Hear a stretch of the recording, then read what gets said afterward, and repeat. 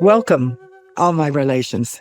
I'm Dr. Anita Sanchez. I'm Nawa, Aztec, Toltec, and messenger of the Eagle Hoop Prophecy and the Four Sacred Gifts.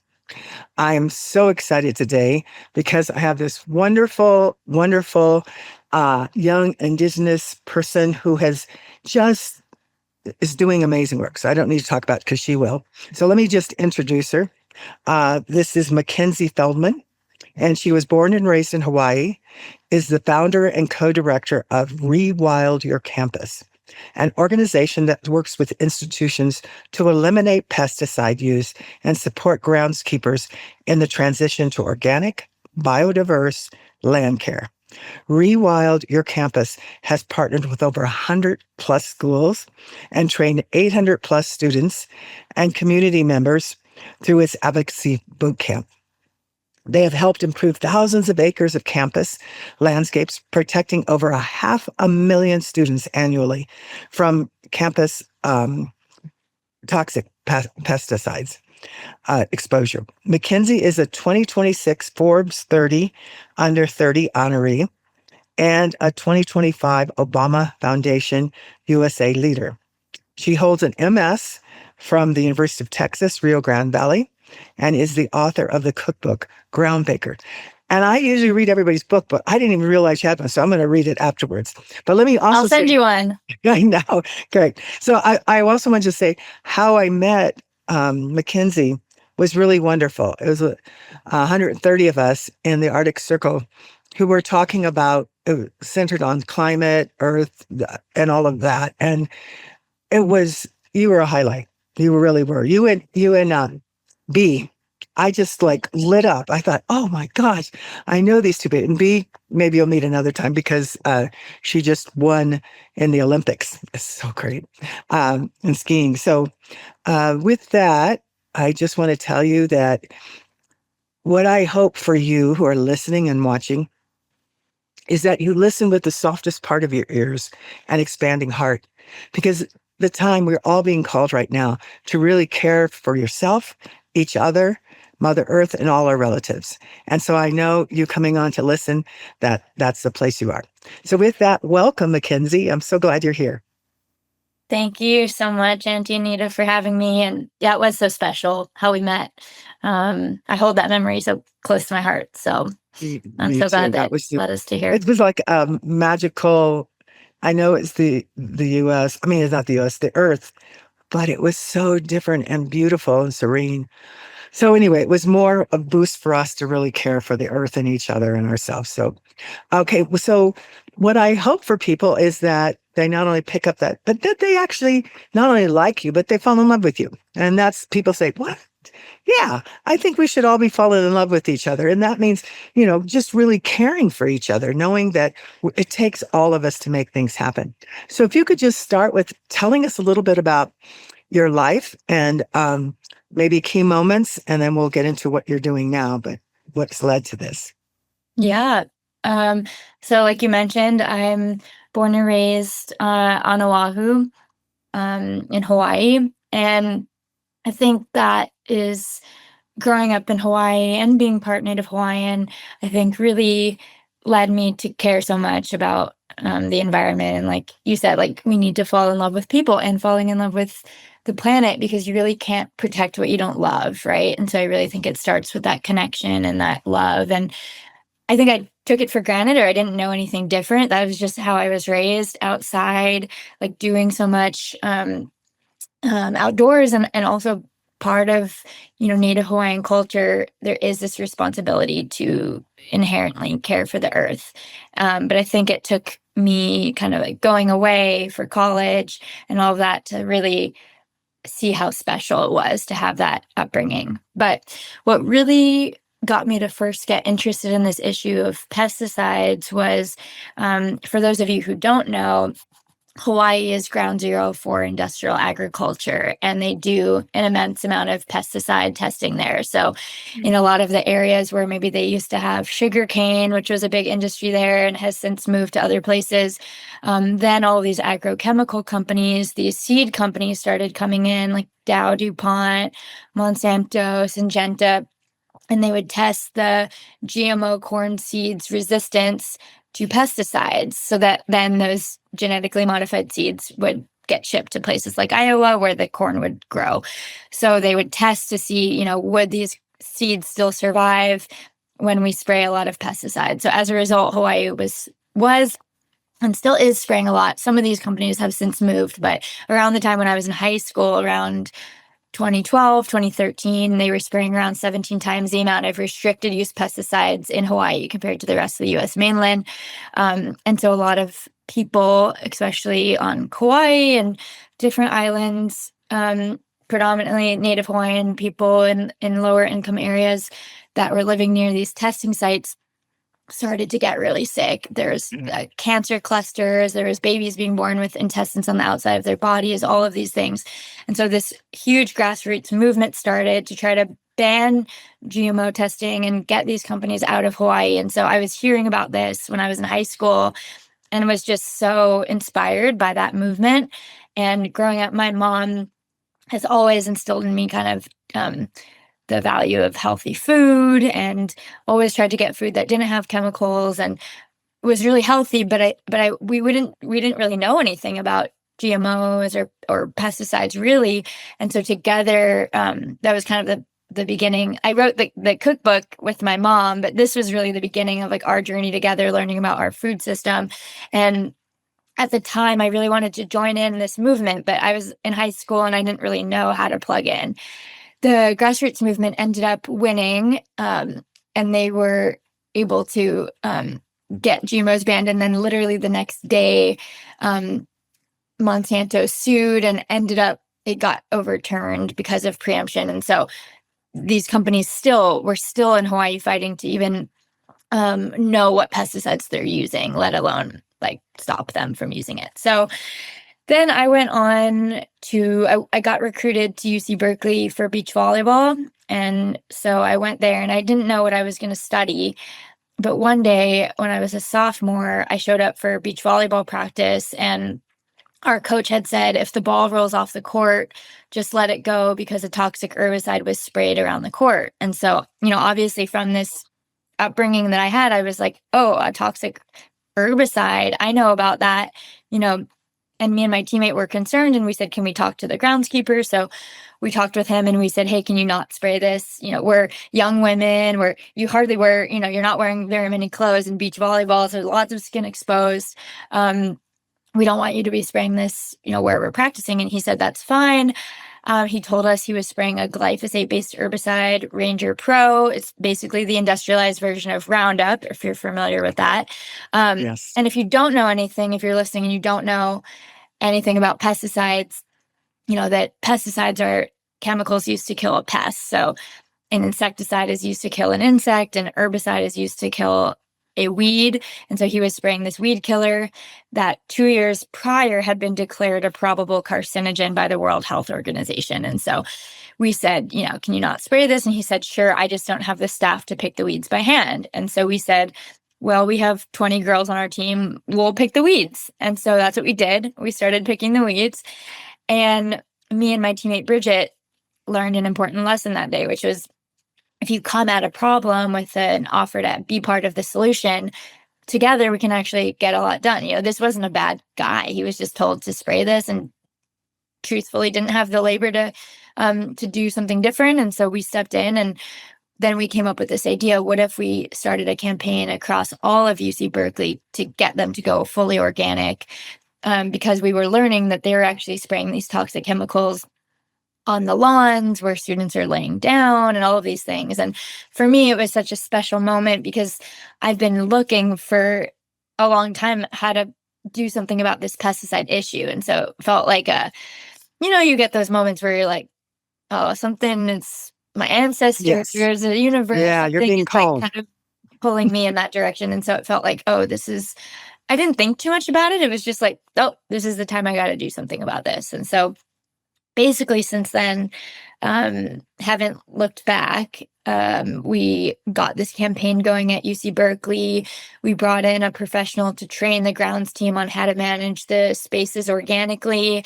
And by 2018, the groundskeepers took it upon themselves to get they decided that all of UC Berkeley would go organic, and they now had the tools to be able to do that. And so I graduated in 2018 and really had no idea of what I was going to do after that. I hadn't really thought about continuing with the campaign. It just wasn't something that I had thought about. My teammate Bridget was a couple of years younger, so she was still continuing working on this at Berkeley. And then I heard about this trial that was happening in San Francisco in the summer of 2018 of a groundskeeper named Lee Johnson in the Bay Area who had used Ranger Pro on the job and got diagnosed with terminal non-Hodgkin's lymphoma cancer. And he was suing Monsanto because he believed that the chemical had given him this cancer. And so I was really fascinated by this story of this everyday person taking on one of the largest agrochemical companies in the world. If you don't know Monsanto, they are now Bayer. Yeah, they're one of the most hated companies. They are since been bought by Bayer. But like I was mentioning in the beginning of this podcast about the GMO seeds, these companies, they own the seeds and they own the chemicals. And so, and, talking about issues related to Indigenous rights. I mean, it's like Indigenous folks have always saved seeds, but with these genetically modified seeds, you're not allowed to save them. They're patented, and so you have to buy them every year. So there's so many, not just the human health, environmental issues. There's also this like seed sovereignty issue as well. So anyways, that was this guy suing Monsanto. And so I sat in on many days of the trial, and sitting there was just so moved by his story and so angry at these lawyers defending Monsanto, the same law firm that defended big tobacco, trying to tell the jury that this person was making this up, that they were lying. Yeah. And Lee ended up winning the trial, and he won like $289 million.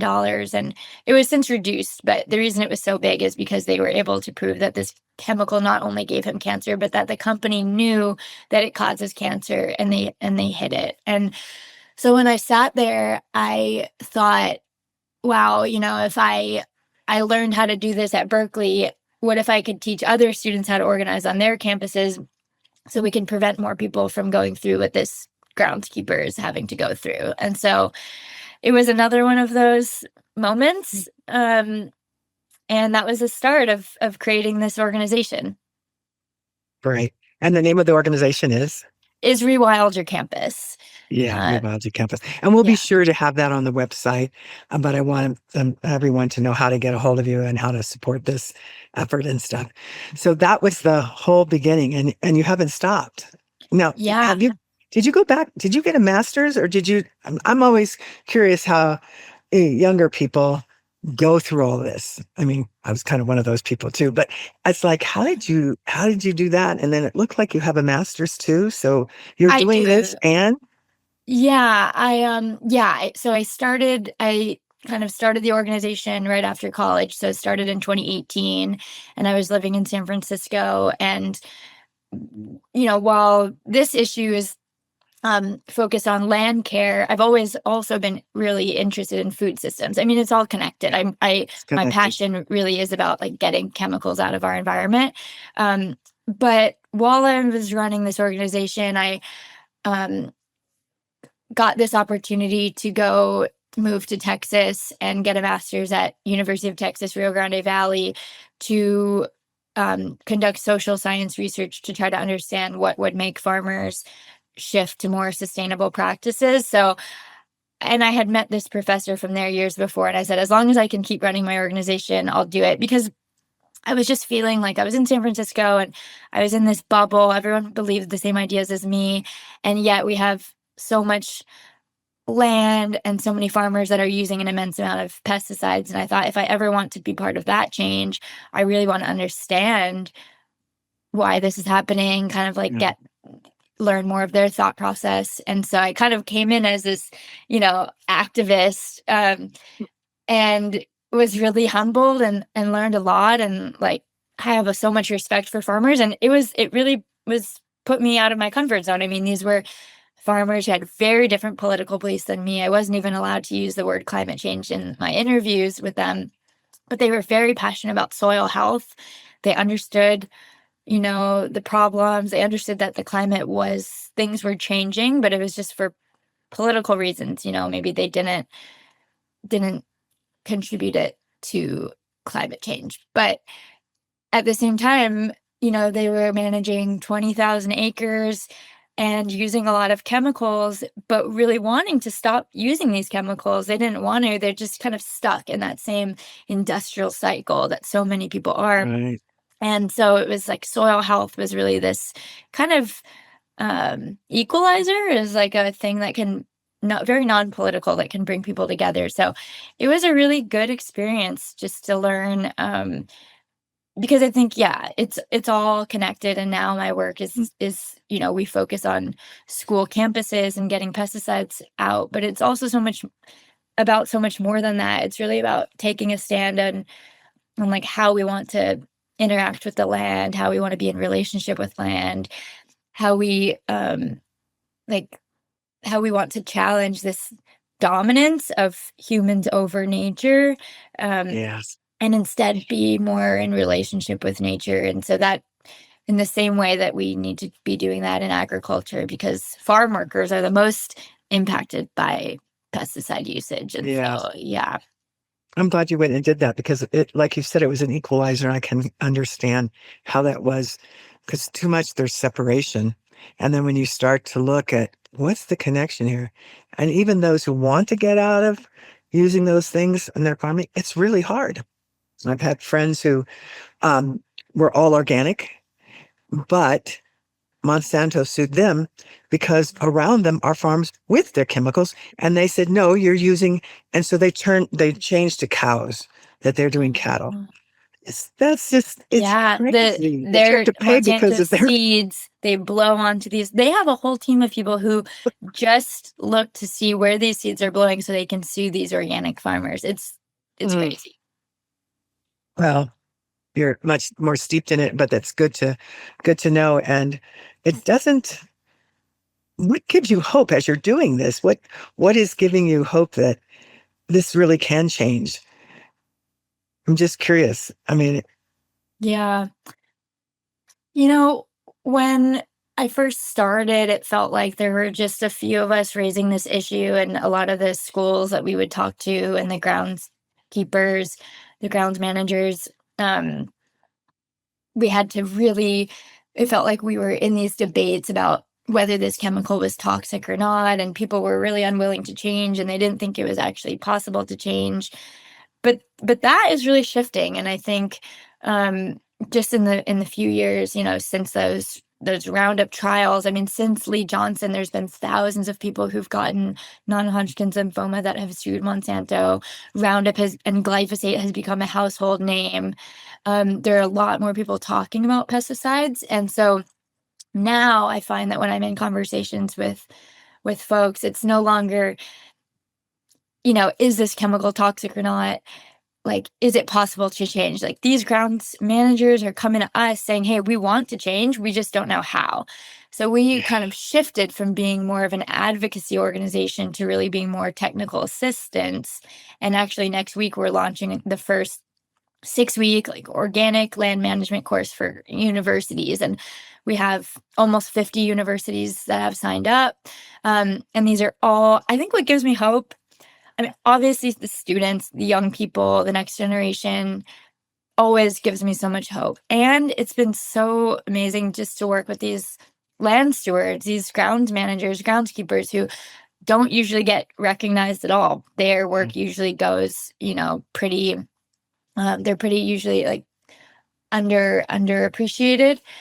And they're really passionate people about the land, and they want to do it different, and they want to have more biodiversity on campus. They want to provide these spaces that allow students and the campus community to connect more with nature, and they want to use less chemicals. And so that's been giving me a lot of hope recently, because I can, one yeah, school might not be that much land, but there's 4,000 universities in this country. We started working with schools outside of the US, and then there's all of the K through 12 schools. There's a lot of land that can be rewilded and be converted to yeah. organic management. Well, also, and like when you say all is connected, the soil, all this stuff.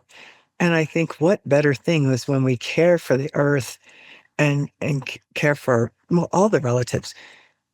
The groundskeeper are not invisible then. And that in itself is so huge, but also for current and future generations, we have to stop it. So you're one of my sheroes because I was just like, oh, You too. great, she's doing it. And I didn't know you were working with universities outside of the US too. Yeah, through our boot camp, we'll get students to come on from different universities. We have a certification, so we certify schools that meet our standards, and we've certified our first K through 12 school in Canada. And then on this course, I have to check, but I think there's at least a couple schools outside of the US that are enrolled in it. So it's exciting. There's definitely It a is ripple effect exciting. for this movement. Oh my gosh. Yes. So when you're talking about all this, I want to keep on you, but I also want people to understand how, and you're in your story, you can tell how an individual or two of you could start a whole movement. And you just said how it was. It was just hearing the call and making the connections and doing the work to get more educated, but just kept going. And so I want people to hear that. And if you have something else to add, like what did it take? Because I want people who are listening and watching to say, you can do it too. You can pick whatever it is you want because it's going to take all of us and just go for it. Yeah. Yeah, I don't know. I mean, maybe you can help me answer that. Like looking at your own life, like how, when you look back and you're like, how did all of these pieces come together? I mean, I don't really know other than I think the advice I try to give to students is just start small. I just took action on the beach volleyball court. I had no idea that it would expand into this national movement, but it felt, I think listening to that voice when you're like, okay, this is something I'm meant to do. And I believe like if you do act on that, things come to, it sounds maybe woo woo, but I think things Oh, come together that allow you to continue on your path. And of course it was hard. I mean, when I tell this story now, it sounds like I've been so successful the whole time, but of course so many challenges, right? Knowing how to learning how to start an organization and fundraise and build a team. I mean, it came with many challenges, many hard days, many days when I thought about quitting. But I think at the same time, I feel really lucky that just mentors have shown up in my life and believed in me. And like it took, one funder, an amazing woman named Kat who was just like, I like what you're doing. I want to invest in this. And then the pieces kind of keep going. So I don't know. I mean, I assume you've had that in your own life and I don't, yes.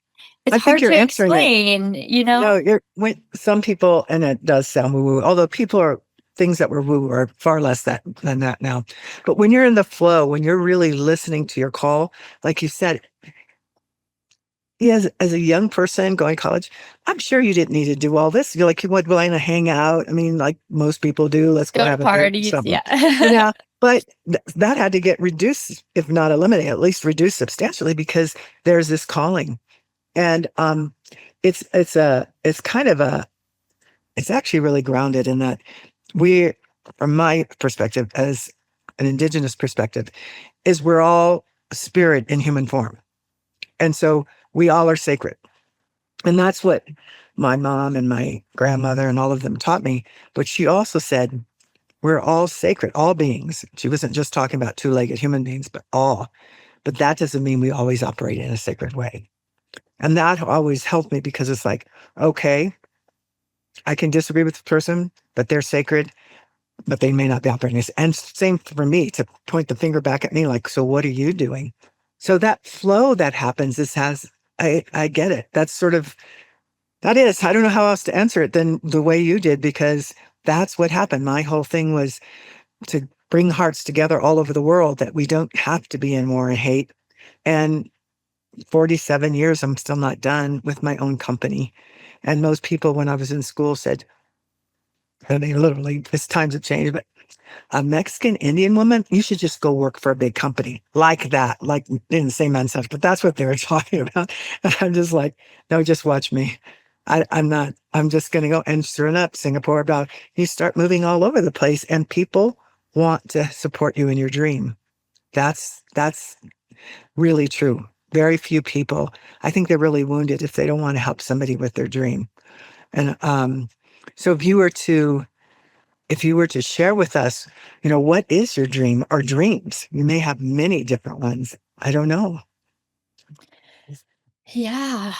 Um, I see myself always doing something related to this issue around pesticides. I think I want to just keep, I'm so inspired by people like Rachel Carson, who like have had dedicated their lives to trying to get chemicals out of our environment. And we have a long way to go. I mean, as we learned in the Arctic, even in the most remote places, they had traces of these PCBs and these toxic pesticides in the Arctic glaciers. And some of those chemicals had been banned 70 years ago, but yet are still showing up in the most pristine places. And so, unfortunately, I feel like there's a lot more work to be done. And so, I think I would love to see this Rewild Your Campus movement expand and kind of take off on its own. And I think about it similarly to like the tobacco free movement. And it took 12 years after tobacco lawsuits where then you just expect that when you show up in a place, it's tobacco free, right? Like campuses have signs that say that.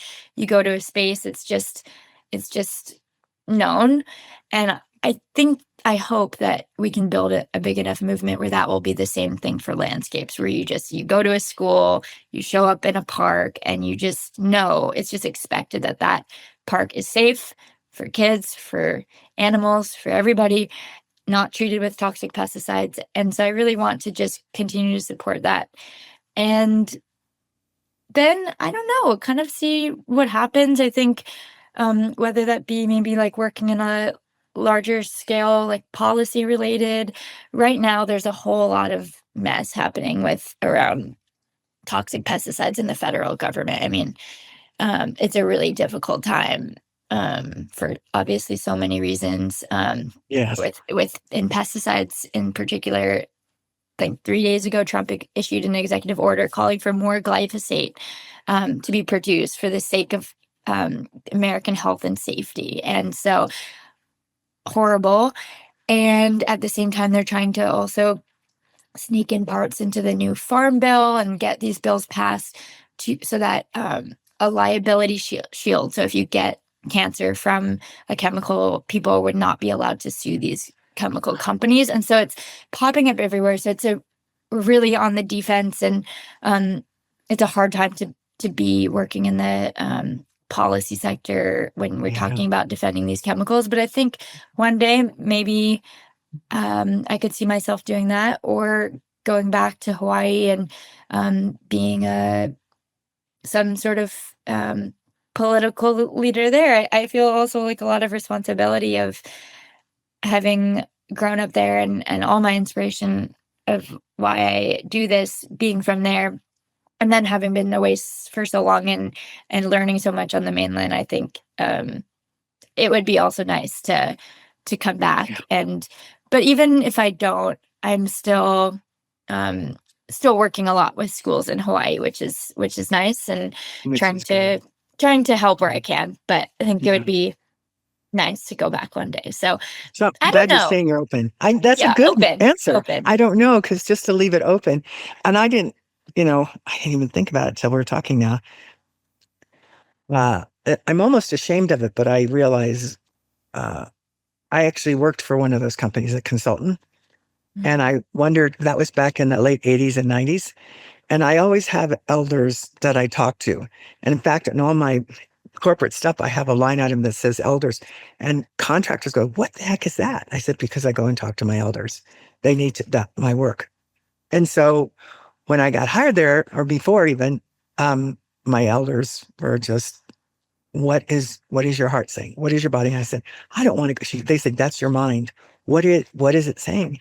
"It's saying I'm supposed to go, but I don't want to be there. That's so antithetical to Indigenous."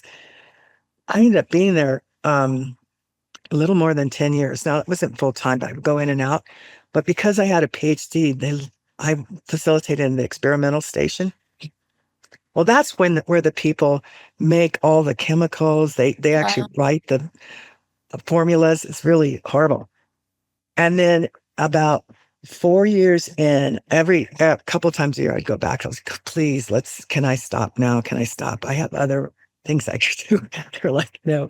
But then some executives in this company, who will not be named, and I won't name the company, um, caught me when I was coming out of an executive meeting and said, come here. And I told them, okay, you got to leave the door open though, because I looked in, there were like 4 men. I'm like, leave the door open. And so they did. And they said, we've been watching you. Ooh, you can imagine that. Like, I'm saying this in part to prepare, because when you actually take on, even in a loving way, the active for life and all of that, people notice who's there.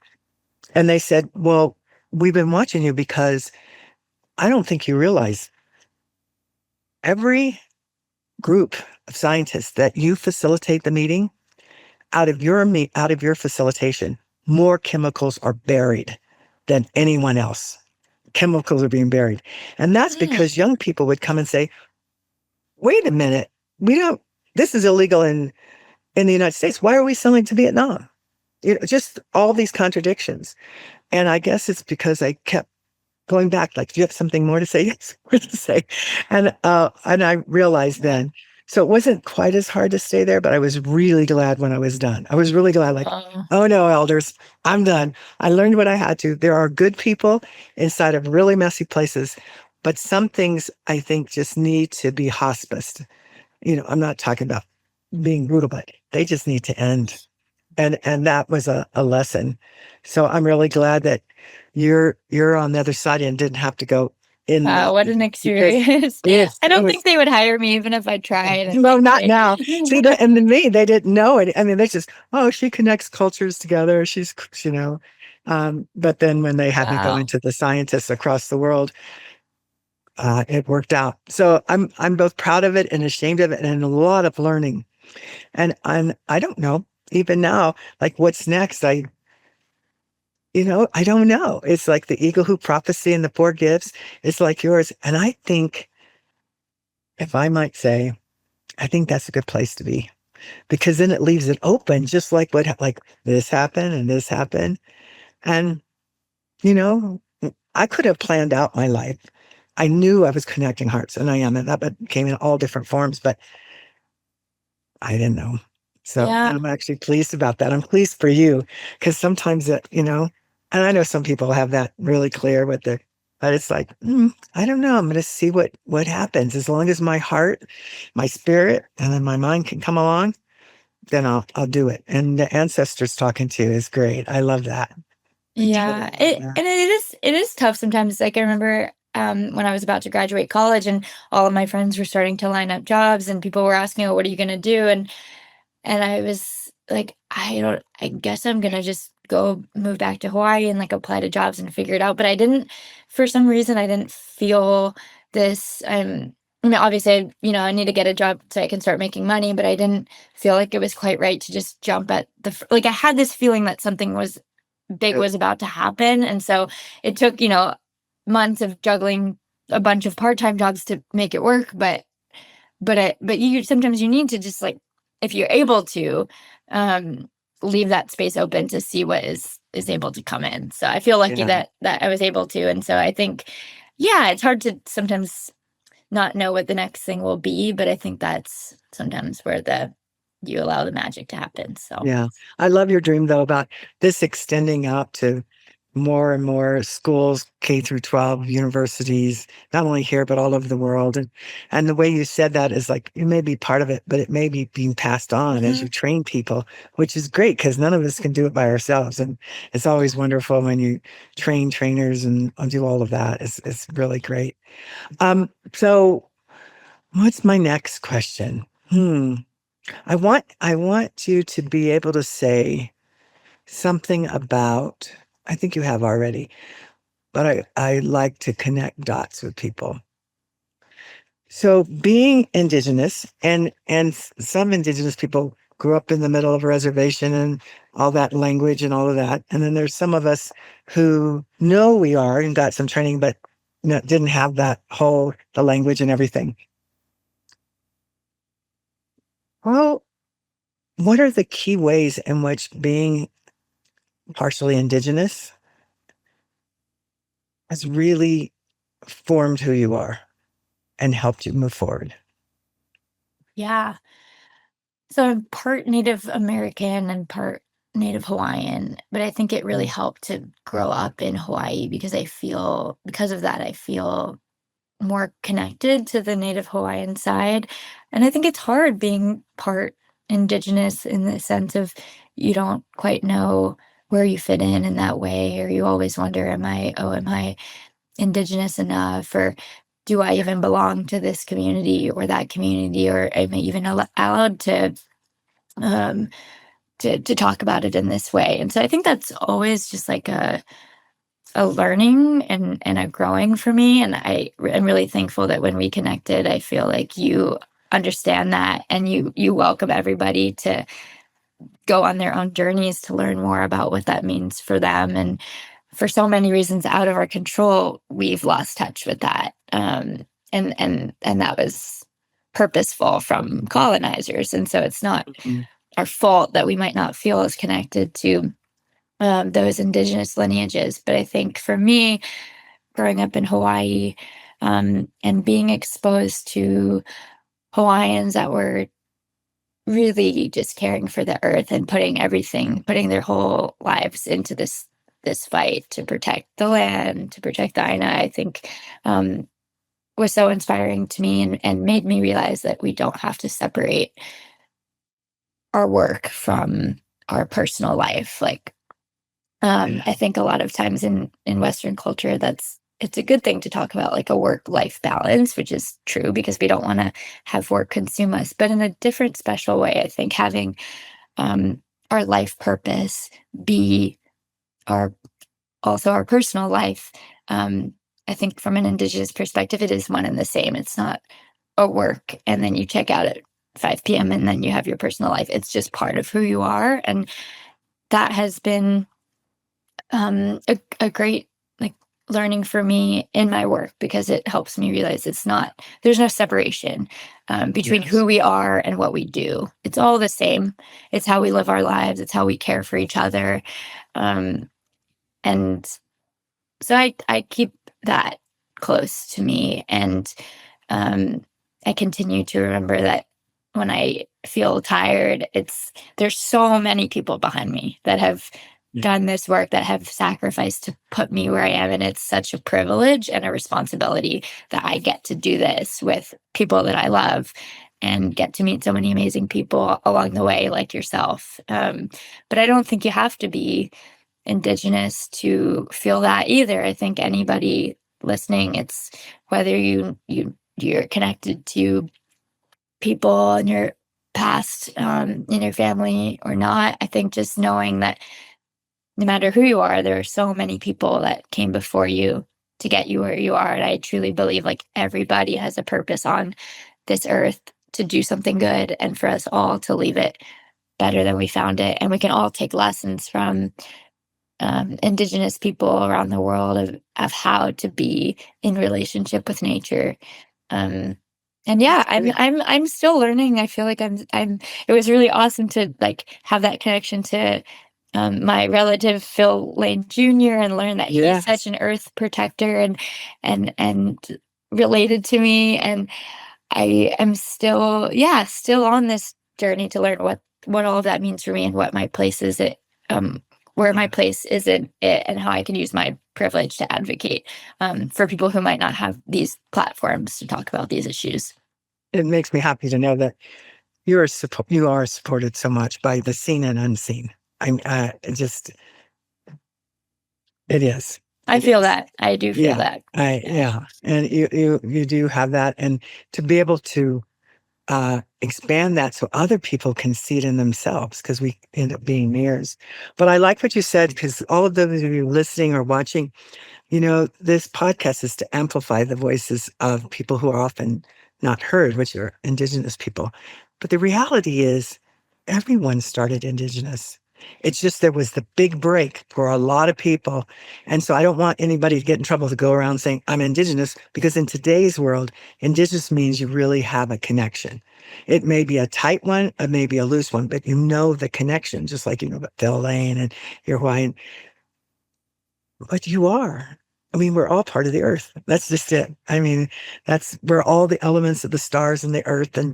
And it's not woo woo, because I used to, one of the things, like, I'm eager to learn from you as you keep going through your life, what you do. But one of the things I came upon in consulting to executives, because it was just so hard for them, it just felt like a total worldview shift to really think that they were responsible for the earth too. No, it's just these people who work for me, blah, blah, blah, and I have to grow, grow, grow. And so I came upon this where I had people hold their breath. It sounds really crazy. I just hold them, and I said, I won't let you turn blue, but just hold your breath as long as you can. And they would. I didn't let them turn blue. And then and I said, okay, now say what happened.